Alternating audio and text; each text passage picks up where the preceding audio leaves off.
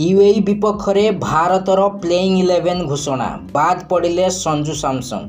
आज Asia cup अभियान आरंभ कर भारत 8 थर विजेता तथा एथर प्रमुख ट्रॉफी दावेदार भारत यूएई को भेटिबो। T20 फॉर्मेट रे द्वितीय और नवम थर लगी चैंपियन होगा लक्ष्य पड़िया को ओह्लाइब टीम इंडिया। गिल सहित अभिषेक शर्मा पाली आरंभ करेंगे बोली प्रशिक्षक गौतम गंभीर स्पष्ट संकेत दे सारी।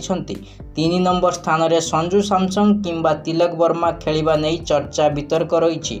तेबे तिलक चूड़ांत एकादश रे रहिबार संभावना अधिक।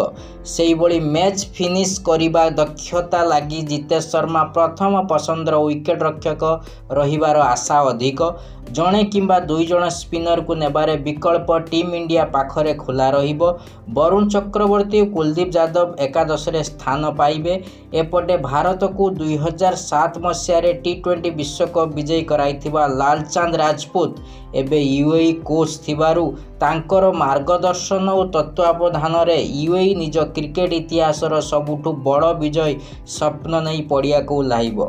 तृतीय थर लगी एशिया कप खेलिबा को जाउथुबा यूएई रो एही आशा पूर्ण हेबार संभावना कम बोली कहा जाउछि। कारण यूएई 2016 मसीह भारत विपक्ष में मात्र गोटे मैच खेली 9 विकेट रे हारिथिला। 2020 फॉर्मेट रे खेला जाइथिबा सेही संस्करण रे किंतु यूएई पंचम स्थान रे रही निजर श्रेष्ठ प्रदर्शन पाइथिला। दिनिकिया फॉर्मेट रे एही दल भारत को 3 थर भेटी 3 थर जाक हारिछि। एपटे गत T20 विश्वकप विजयी पर ठारू भारत 27 T20 खेली 24 रे बाजी मारिछि।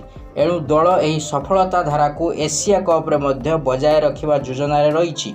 आसंता 14 रे पाकिस्तान 19 रे ओमान सह खेलिबो भारत। आज यूएई विपक्ष में भारतर प्लेइंग 11 1 नंबर रे अभिषेक शर्मा, 2 नंबर रे शुभमान गिल, 3 नंबर रे तिलक वर्मा, 4 नंबर रे सूर्यकुमार यादव, 5 नंबर रे अक्षर पटेल, 6 नंबर रे हार्दिक पांड्या, 7 नंबर रे जितेश शर्मा, 8 नंबर रे कुलदीप यादव, 9 नंबर रे वरुण चक्रवर्ती, 10 नंबर रे अर्शदीप सिंह और 11 नंबर रे जसप्रीत बुमराह।